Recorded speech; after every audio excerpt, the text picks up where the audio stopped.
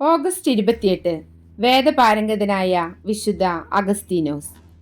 ഈ ലോകത്ത് നാം ഒരാൾ മാത്രമേയുള്ളൂ എന്ന രീതിയിലാണ് സ്നേഹനിധിയായ ദൈവം നമ്മളെ ഓരോരുത്തരെയും സ്നേഹിക്കുന്നത് എന്ന് പറഞ്ഞ വേദപാരംഗതനായ ഹിപ്പോയിലെ വിശുദ്ധ അഗസ്തീനോസ്. മോനിക്ക പുണ്യവതിയുടെ കണ്ണുനീരിൻ്റെ പുത്രൻ.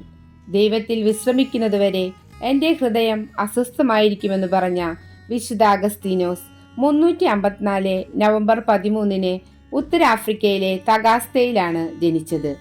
വിശുദ്ധന്റെ മാതാവായിരുന്ന മോനിക്ക ദൈവഭക്തയായിരുന്നെങ്കിലും പിതാവായ പെട്രീഷ്യസ് അവിശ്വാസിയായിരുന്നു.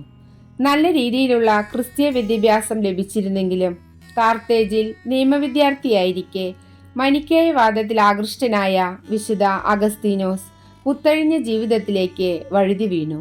ഇത് അമ്മയായ മോനിക്കയെ സങ്കടപ്പെടുത്തി. എപ്പോഴും വിശുദ്ധനോടൊപ്പം ഇരിക്കാൻ ആഗ്രഹിച്ചിരുന്ന മോനിക്കയെ കബളിപ്പിച്ച് വിശുദ്ധൻ റോമിലെത്തി.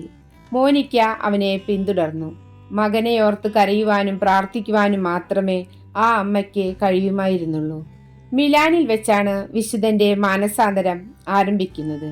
വിശുദ്ധ അംബ്രോസ് മെത്രാൻ മോനിക്കയോട് പറഞ്ഞു, ഒരുപാട് കണ്ണുനീരിൻ്റെ ഈ പുത്രൻ ഒരിക്കലും നഷ്ടപ്പെടുകയില്ല. വിശുദ്ധ അഗസ്തീനോസിനോട് അദ്ദേഹം പറഞ്ഞു, ഇങ്ങനെയൊരു അമ്മയെ കിട്ടിയ നീ ഭാഗ്യവാനാണ്. എന്നാൽ തിന്മയുടെ ശക്തി അഗസ്തീനോസിനെ കൂടുതൽ ധാർമ്മിക അധപതനത്തിലേക്ക് നയിച്ചുകൊണ്ടിരുന്നു. പതിയെ പതിയെ മോനിക്കയുടെ പ്രാർത്ഥന ഫലം കണ്ടു തുടങ്ങി.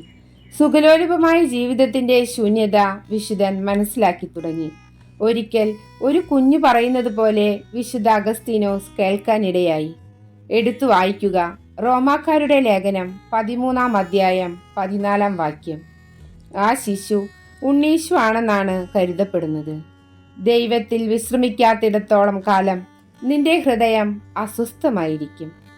അവസാനം മോനിക്കയുടെ കണ്ണുനീരിൻ്റെയും പ്രാർത്ഥനയുടെയും ഫലമായി വിശുദ്ധ അഗസ്തീനോസ് മാനസാന്തരപ്പെടുകയും 387 ഈസ്റ്റർ രാത്രിയിൽ ജ്ഞാനസ്നാനം സ്വീകരിക്കുകയും ചെയ്തു. അഗസ്തീനോസും തൻ്റെ മാതാവിനൊപ്പം ആഫ്രിക്കയിലേക്ക് മടങ്ങി. മടക്കയാത്രയിൽ ഓസ്റ്റായിൽ വെച്ച് മോനിക്ക പുണ്യവതി ഇഹലോകവാസം വെടിഞ്ഞു. 388 തഗാസ്തയിൽ മടങ്ങിയെത്തിയ വിശുദ്ധൻ തൻ്റെ സ്വത്തുക്കളെല്ലാം പാവങ്ങൾക്ക് വീതിച്ചു കൊടുത്ത ശേഷം 391 ഹിപ്പോയിൽ വെച്ച് പൗരോഹിത്യ പട്ടം സ്വീകരിച്ചു. 394 തൻ്റെ 41 വയസ്സിൽ ഹിപ്പോയിലെ മെത്രാനായി.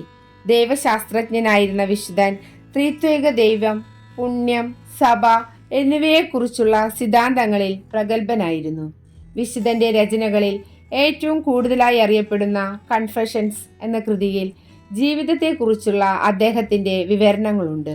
ദി സിറ്റി ഓഫ് ഗോഡ് എന്ന കൃതിയും വിശുദ്ധ അഗസ്തീനോസിൻ്റെതാണ്.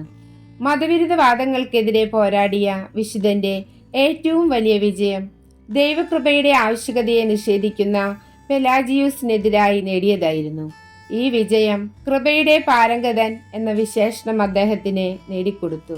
ദൈവത്തോടുള്ള അപാരമായ സ്നേഹത്തിന്റെ പ്രതീകമായി ജ്വലിക്കുന്ന ഹൃദയവുമായി ചേർത്തുകൊണ്ടാണ് വിശുദ്ധനെ എപ്പോഴും ചിത്രീകരിക്കാറ്. ഹിപ്പോയിൽ വെച്ച് മരണപ്പെട്ട വിശുദ്ധ അഗസ്തീനോസിന്റെ ആദർശങ്ങൾ അഗസ്റ്റീനിയൻ സന്യാസ സമൂഹം പിന്തുടരുകയും അദ്ദേഹത്തെ ആത്മീയ പിതാവായി സ്വീകരിക്കുകയും ചെയ്തു.